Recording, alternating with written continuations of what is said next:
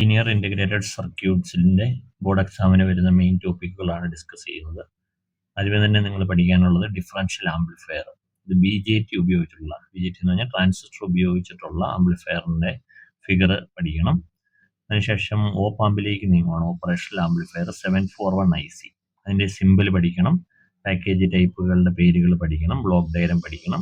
Equivalent circuit, voltage transfer curve, open loop configuration എന്ന് പറഞ്ഞ് 3 configuration, വളരെ എളുപ്പമുള്ള 3 ഫിഗറുകളാണ്. പിന്നെ ഐഡിയൽ ക്യാരക്ടറിസ്റ്റിക്സ് 7-8 എണ്ണം ഉണ്ട്. അതിനുശേഷം അതിൻ്റെ ആപ്ലിക്കേഷൻസ് ആണ്.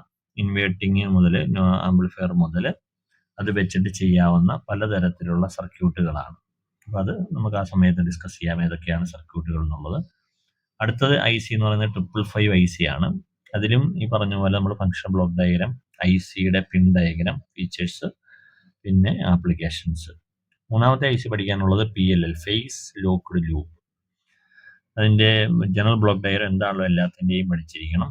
ബേസിക് ആയിട്ടുള്ള തിയറി പഠിച്ചിരിക്കണം. എന്താണ് ലോക്ക് റേഞ്ച്, ക്യാപ്ചർ റേഞ്ച് എന്നുള്ളത് ഉറപ്പായിട്ട് നിങ്ങൾ 1 സെൻറ്റൻസ് പഠിച്ചു വെക്കണം.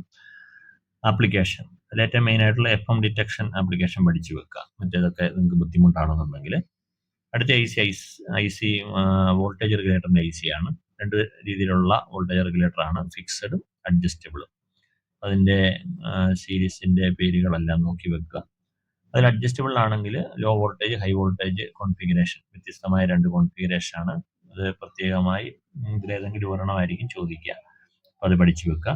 ഒപ്റ്റോ കപ്ലർ മിക്ക ബോർഡ് എക്സാമിനും കണ്ടിട്ടുണ്ട്, അപ്പോൾ അത് നിർബന്ധമായും പഠിച്ചു വെക്കുക.